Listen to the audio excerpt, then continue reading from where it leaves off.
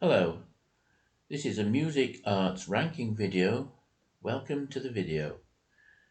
And this is a music review. My top 10 Yes albums. I've been listening to Yes since I was a boy. I've always loved them. They were up there with the Beatles and the Stones for me.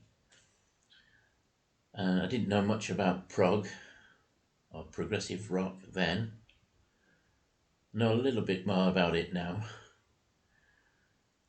And this is my, I have to say, the usual apology, this is my choice. No one will agree with my choices or my ranking list. So don't worry, you can have your own opinion. Everyone has their own view, their own likes and dislikes and so on. I have to say also that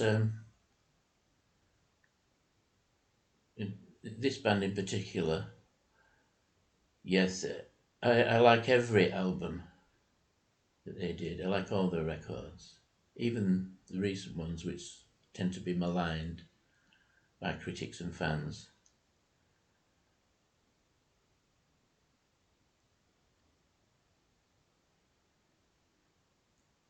Another thing I have to say is that when I listen to a record, musical performance, or a record, I always, first of all, without sounding like a moron or a bit bloody minded about this, I try and forget who it is that's made it on first listening, anyway. And then if you do that, you know whether you really like it or not. So I don't have the expectations that many fans and critics have of certain artists.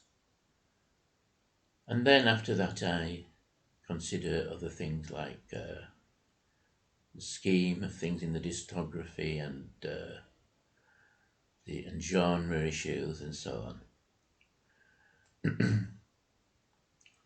Yes, appeared in the late 60s and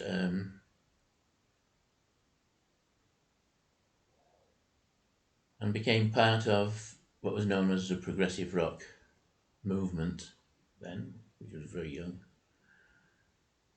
and had its heyday in the early 70s, but it's carried on to this day. Prog is one of my favourite musical genres, if not the favourite. It has much more eclectic appeal in that you get than others, because you get rock, you get jazz, you get classical influences, not only classical influences but sometimes classical music, established compositions and so on, and folk sounds, singer-songwriters. It's great. But anyway, shall I start? Well, man, I must say that these are all special records. It's not really fair to, I can't really for definite rank them against one another. And so I'm just putting them in order of my preference, with reasons and explanations where I can give them. But anyway, the first one, and number 10 on my list, is Time and a Word. Can you see it? There it is, Time and a Word. It's the band's second album, and it's played with an orchestra also. And on this album, Yes show that they're a force to be reckoned with in rock music. They have a very powerful rock sound, And dare I say, in a way, it's a more powerful rock sound with Chris Squire's bass and Peter Banks' guitar, electric guitar, than perhaps the Led Zeppelin albums even, or even, dare I say it, Black Sabbath albums. And also there is some gentler music. The songs are great. There are some classic songs on this. Then, a great John Anderson song in which he sings, "Love is the only answer, hate is the root of cancer." Something I always remember. Occasionally I mention it. It's a bit like quoting Oscar Wilde, but it's John Anderson. And Sweet Dreams, another great record. There's a cover of Richie Havens' "No Opportunity Necessary, No Experience Needed." A sort of rock treatment of that.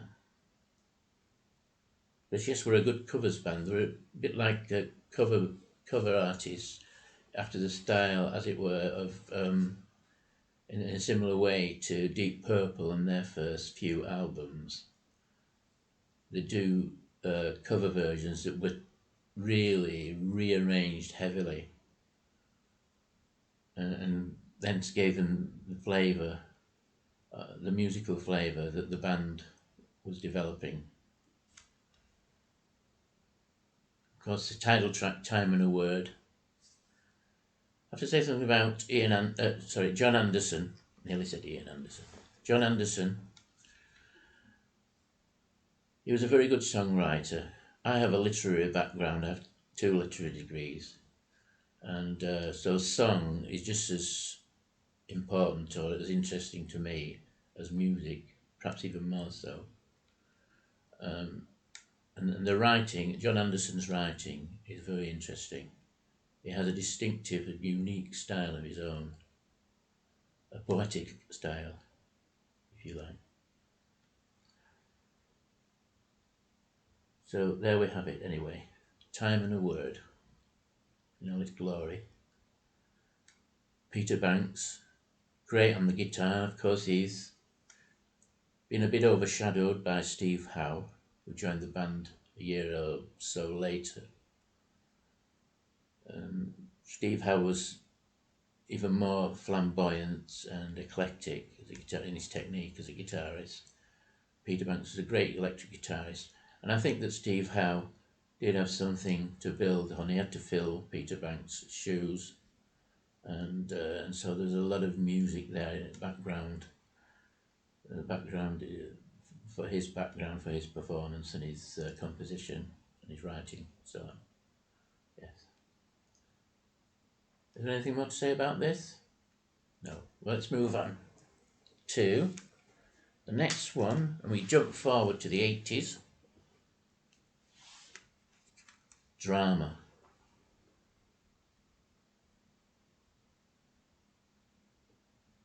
Hope you can see these images okay. I haven't found out how to put those little inserts on these videos yet, but I mean to. Drama. Rick Wakeman and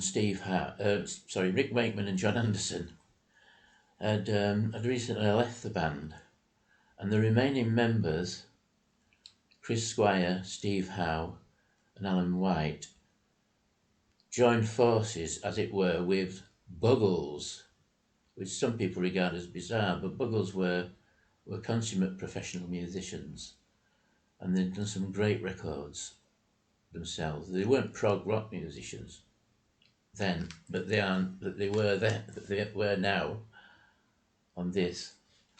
And so in a way it's a combined album of Buggles and Yes.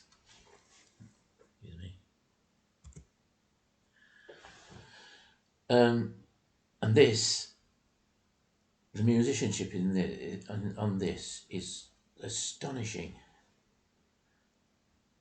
And the songs are great too. They're not John Anderson songs, but they have the sort of same imagic appeal. There's a great felicity in the use of images, a lot of visual images in the songs. And the arrangements are great. There's a kind of edge, a bit of an aggressive edge to this, which you don't normally get on Yes albums, as such. Not often, anyway. I think it's inspired by the new wave. It's not inspired by punk, but I think the progressive rock artists generally reacted to punk. Maybe they may not consciously reacted to punk, but they were in the process of making records were reacting to punk, but they're all doing it in different ways. Some of them were sticking to prog guns, others were going pop, other artists going pop. But the new wave offered a sort of felicity in the market, because the new wave artists were more interested in doing different musical expositions and not just sticking to punk, which was essentially simple. The songs were interesting, but the music was very simple. It was essentially Iggy Pop or the Ramones and what they could do with that. Anyway, so that's Drama. Steve Howe is stunning on this on the guitar. It's one of his best performances as a rock guitarist. Let's have a look at the songs. Machine Messiah, it's great. They're all great. Into the Lens, which was condensed into a single. I think that was released by Buggles, the song. It has the line, I am a camera in it, or I am the camera. I am a camera in it. Yeah. This is the great prog epic, Tempus Fugit.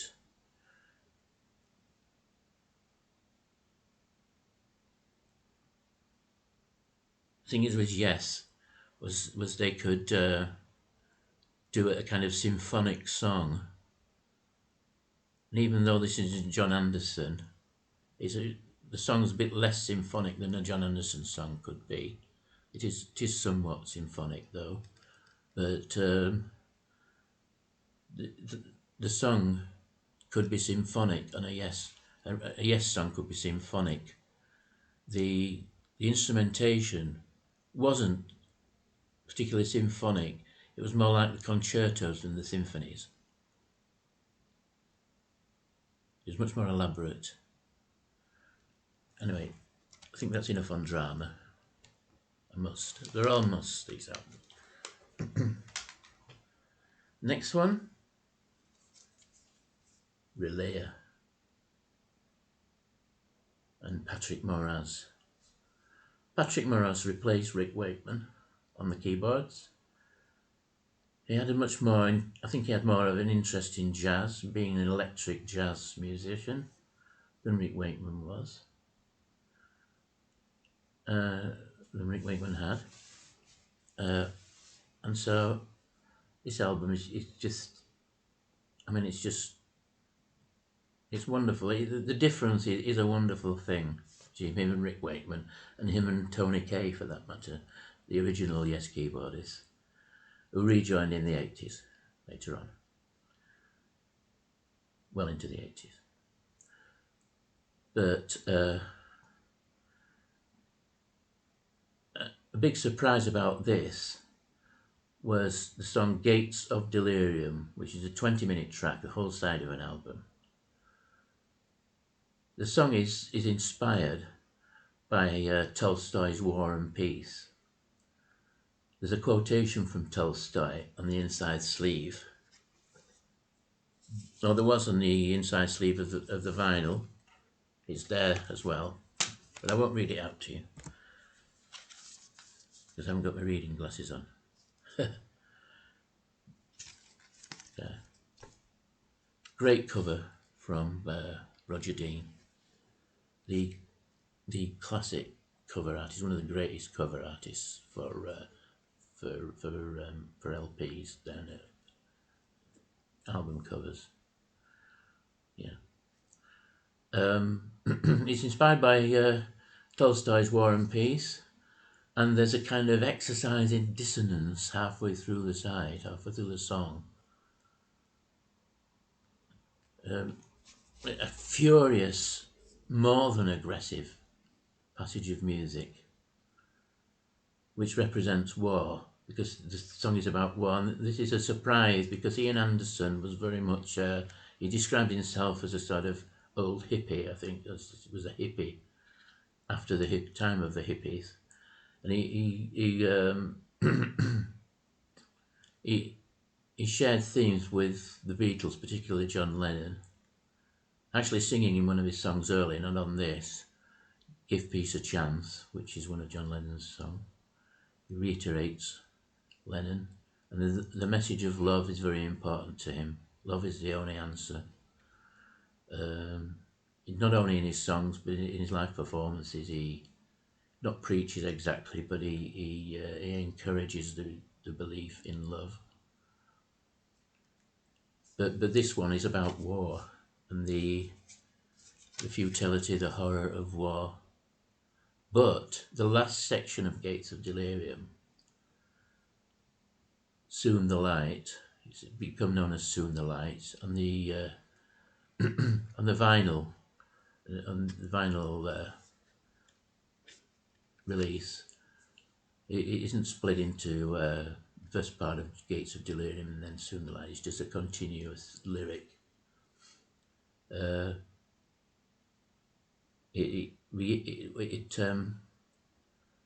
It's a statement of hope, and it's a beautiful tune.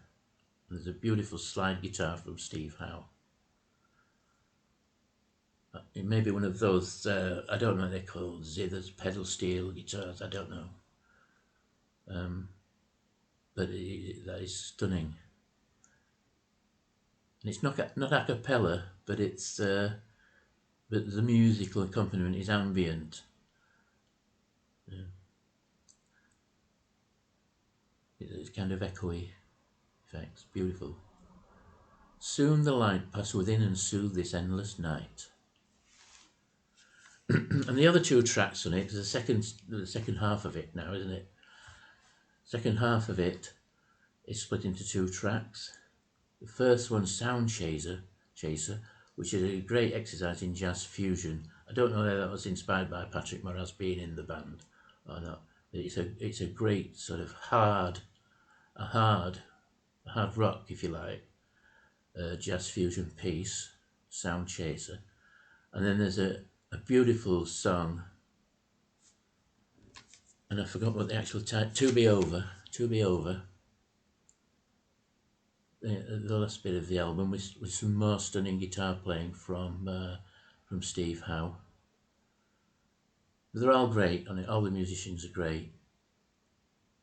John Anderson's sonorous vocals, and of course the vocals, backing vocals, and if we can call them backing vocals, the choral organisation in the band, the vocal organisation in the band.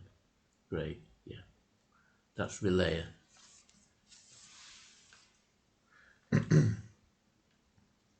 The next one is the Yes album. Now, this is the first album with Steve Howe on it. It's the third album from the band. And on this album, they really get going. They sound to be heading in a direction. And it is a solid rock record, too. But it was everything that progressive rock, it was everything that people liked about progressive rock. Steve Howe's stunning on it. Tony Kaye's great on keyboards. The songs are terrific, radio staples, some of them, and all live highlights of Yes' live performance too. Yours Is No Disgrace, That was the first music I heard by Yes. Yours Is No Disgrace. They were on a music documentary program on the TV, and and they were singing that, playing that. It's just stunning. And Starship Trooper, and the arrangements. I don't know what to say about the arrangements. They are great. There's complexity, but it does not detract from enjoying the songs, or the music, or any of the musical notation or so. Great. I've Seen All Good People, possibly maybe their most famous song. I've Seen All Good People. It was in that one that they sing "Give Peace a Chance." It's almost in the background.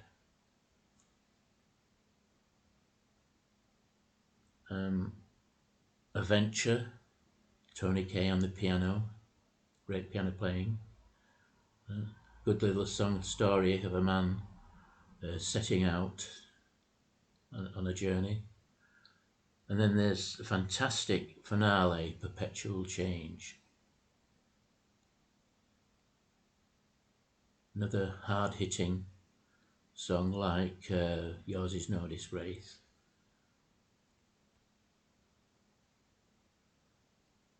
Okay.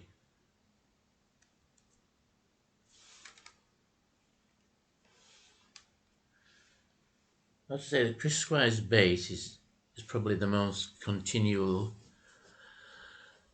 element of Yes music. And it's not like anyone else's, and yet it's very powerful.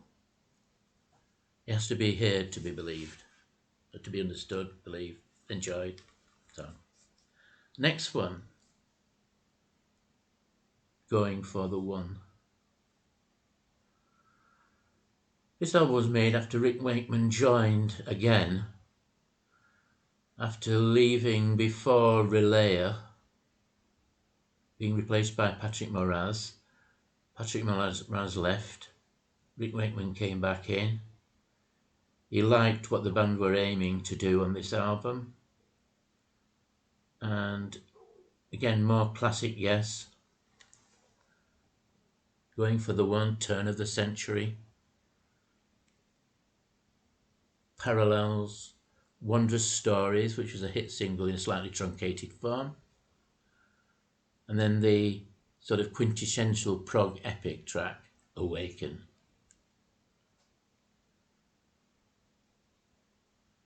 There's some bonus tracks on this as well. Right. I won't go into the bonus tracks. They're great, but I won't go into them. This is the album in which it's illustrated how much energy Yes had, or their music had. A terrific energy.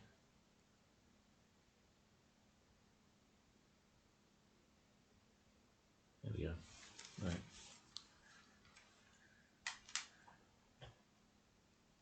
The next one is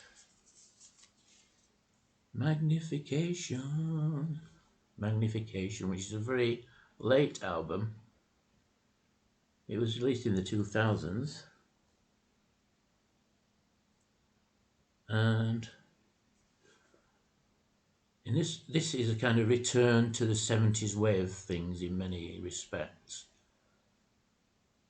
It's the original, it was one of the classic lineups with Alan White on the drums, Steve Howe on guitar, Chris Squire, of course, on bass, and John Anderson on vocals, but there's no keyboardist. I don't know if there's a guesting keyboardist.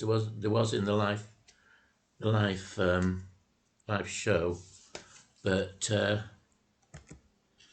but there's a full-blown orchestra, and the orchestral arrangements are terrific. It's worth listening to this just for the orchestral arrangement and of course the playing of the band. But the songs are terrific.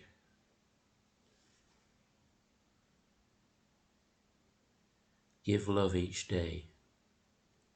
Magnification, of course. Spirit of Survival.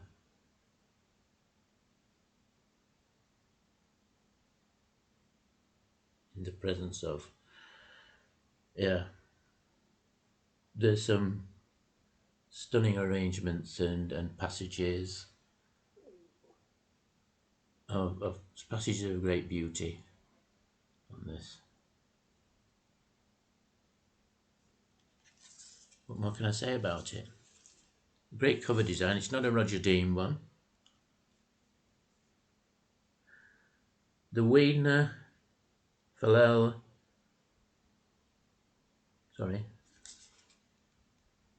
The Wiedner.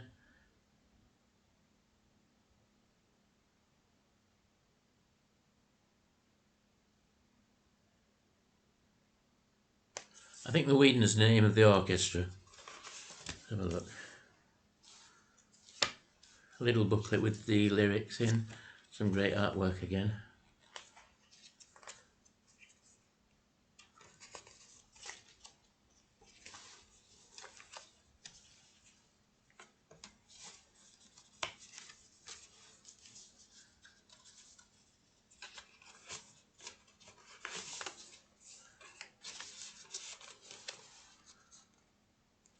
Right.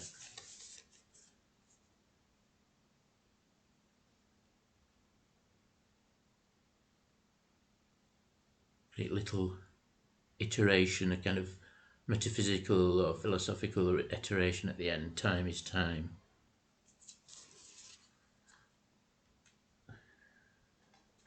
The next one is going to be a surprise to most people, and they'll be saying, oh, how can you put that one above all those great prog rock records and so on. But the next one up is Big Generator.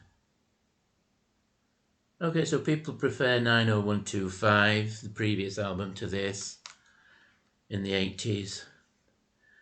And I can see where they're coming from. There's some great tracks on that. But to me, it's not the album that this was. It's a bit piecemeal. And Trevor Rabin's songs are so markedly different from John Anderson's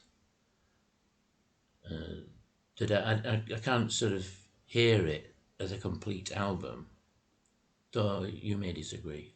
Many people might disagree. This one, though, is much more seamless. And how is it above the other ones? Well, I know it's a different lineup. Trevor Rabin on guitar. I think it's Trevor Horn on the keyboards. Alan White's still on the drums.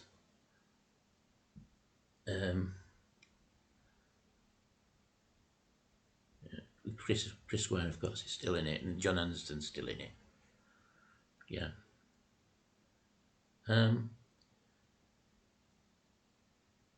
It's got a very powerful rock sound. They very much updated themselves to the 80s. So in a way, the music isn't altogether unlike Bon Jovi, for example.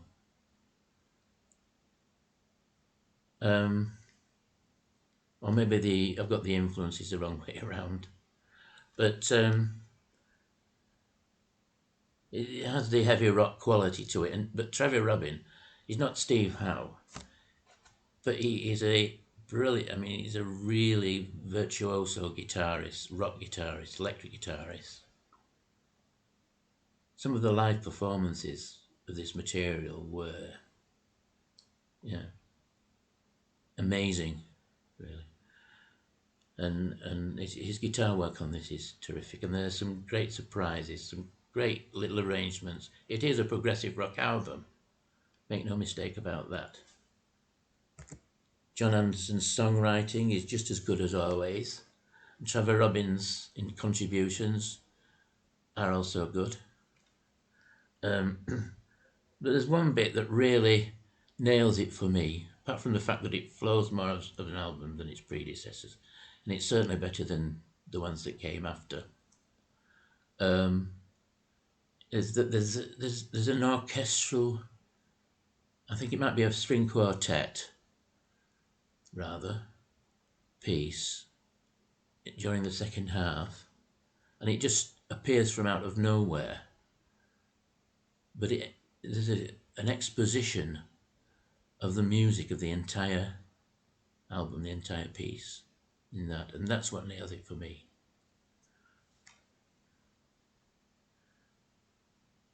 Rhythm of Love, big generator, of course. Right. Love Will Find a Way, which is of course an old theme of pop, but it's very much what John Anderson tends to be about in his writing. Finalize, I'm Running, Holy Lamb. What a great song to end on, Holy Lamb. So to me this is a precious album, and you know, everyone has their own views. They know what they like, and they like what they know.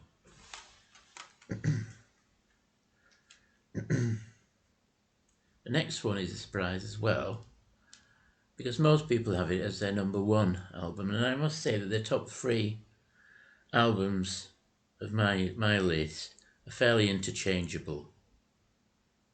But I put them in order of me, of which I prefer myself, and which I go to, I suppose. But the number three is Close to the Edge by Yes. And what can I say about this? It's all been said. I've watched all the video, quite a lot of videos. I must have watched 6 to 10 videos, people ranking Yes albums, and nearly all of them put this one at the top and talk about it at length. What can I say? It's just classic music. It's classic Yes. Bill Bruford on the drums, the original drummer of Yes, is absolutely matchless. All the musicians are on form. Rick Wakeman with his classical influences, tricky timing going on, the symphonic nature, especially of the first track and the second, first and second track. The first track is a side long, Close to the Edge.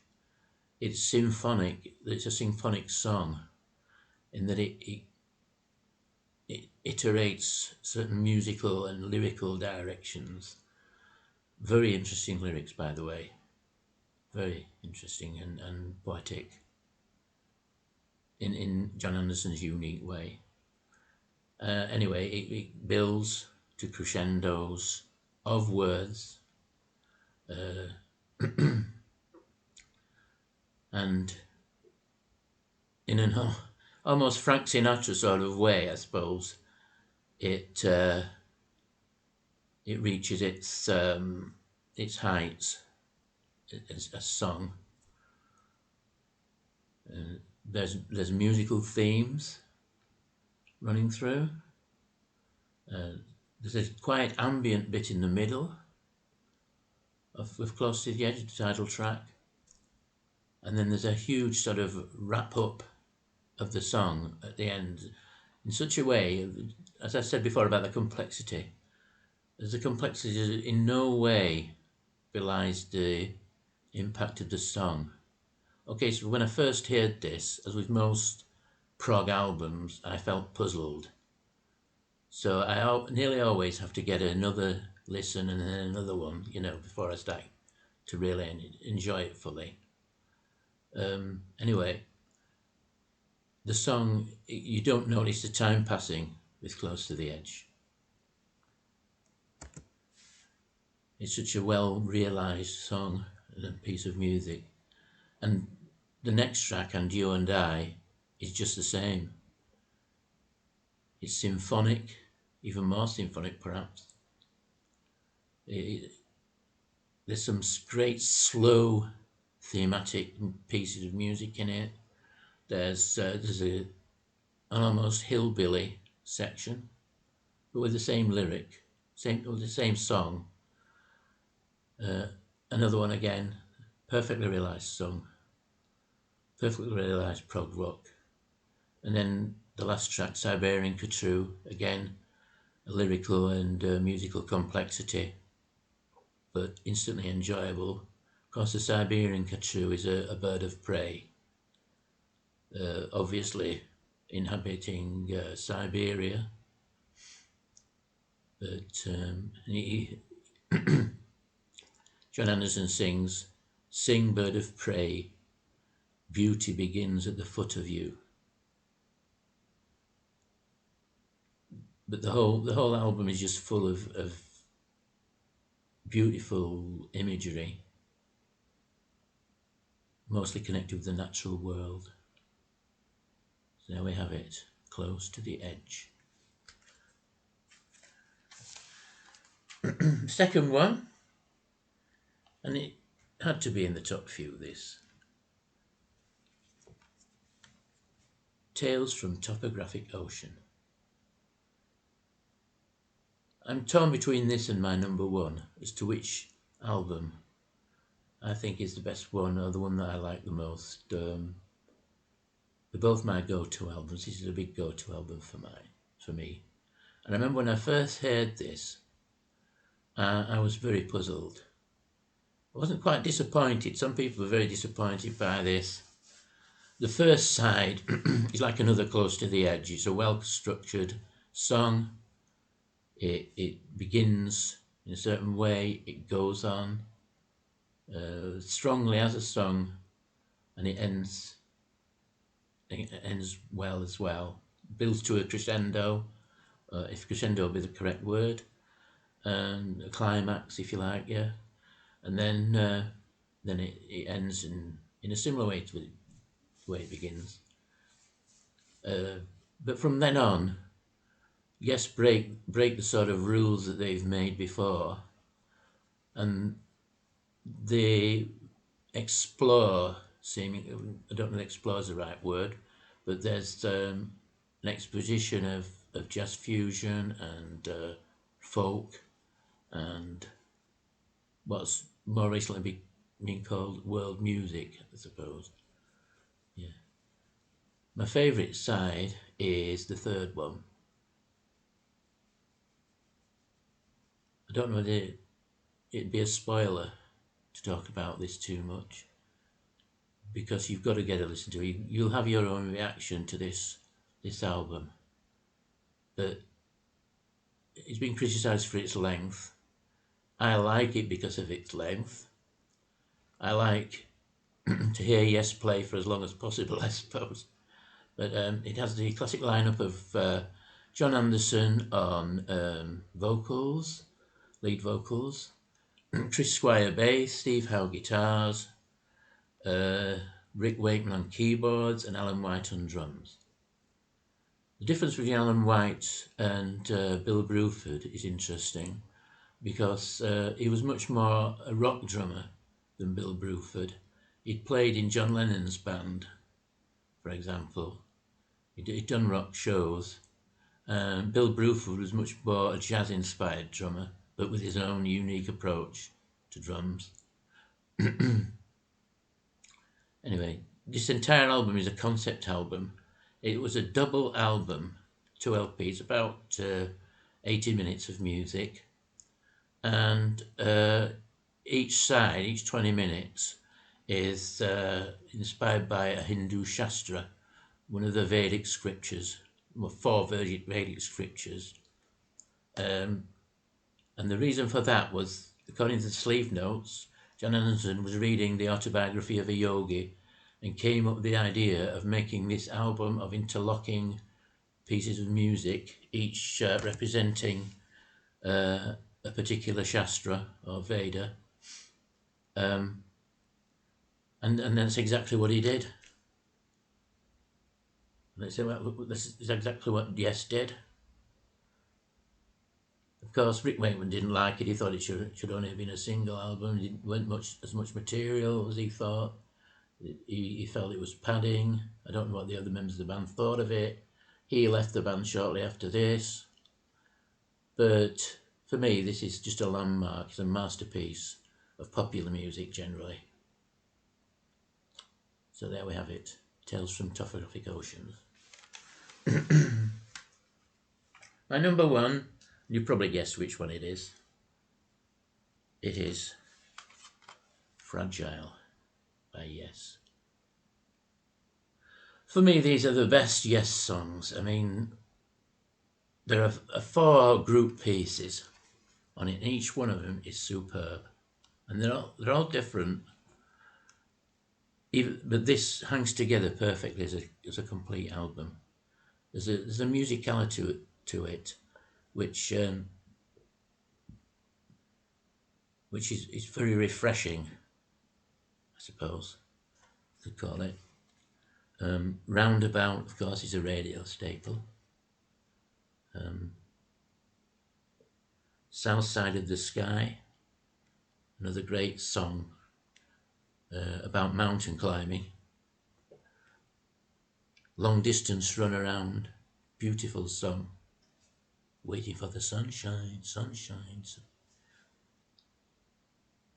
And Heart of the Sunrise, the epic, dramatic Heart of the Sunrise, with its, in a way they repeat their artistic success of on the Yes album of Perpetual Change, which ends that album. Their contrasting bits of music, juxtaposed pieces of music, but contributing to an overall pattern. This one even more so. The song is symphonic, it's dramatic, it's powerful, and the playing throughout this album is superb. And to cap it all, there are 5 short pieces, each from made by a member, each individual member of the band. So you get Cans and Brahms, which is Rick Wakeman playing some Brahms on his electronic keyboards. I presume it's electronic keyboard. We Have Heaven, which is a John Anderson song. It's a kind of I think it's a round, musical round. Yeah, it's like a round if it's not a round. 5% of Nothing, which is Bill Bruford's drumming piece. The Fish, which is Chris Squire and his bass, and that was a big attraction or a highlight at Yes's shows. And Mood for a Day, a beautiful acoustic guitar piece from Steve Howe. And all this music, how can I put it? It fits together in in music for the entire album. And so I'm not sure of what the links are, and perhaps they're just purely to do with notation and keys and so on, but but this is my favourite Yes album, Fragile. So there we have it. My top 10 prog rock albums by Yes. And please leave comments. Nobody's left any comments to any of my videos yet. I'm going to be doing some more top 10s, in some cases smaller numbers, of other artists in the future. Also some film reviews and book reviews. So, to reiterate, first, number 1, Fragile. Number 2, Tales from Topographic Oceans.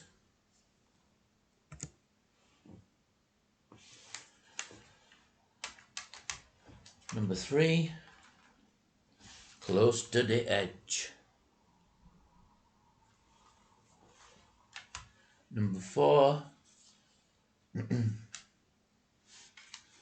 Big Generator.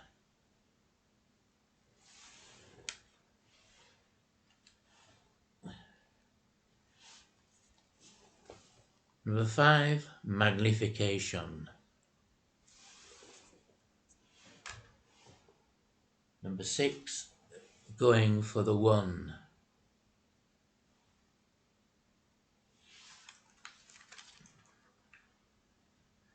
Number 7, The Yes Album. The Yes Album.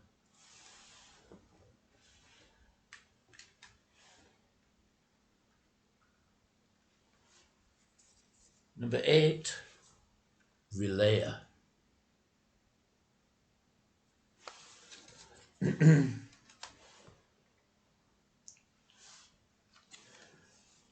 9, Drama, the Buggles' Yes album. Number 10, last but not really least, Time and a Word from the original band.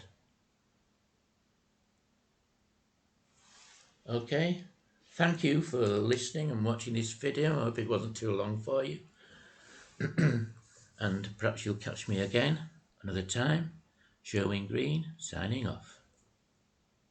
I can find the thing to... Bye.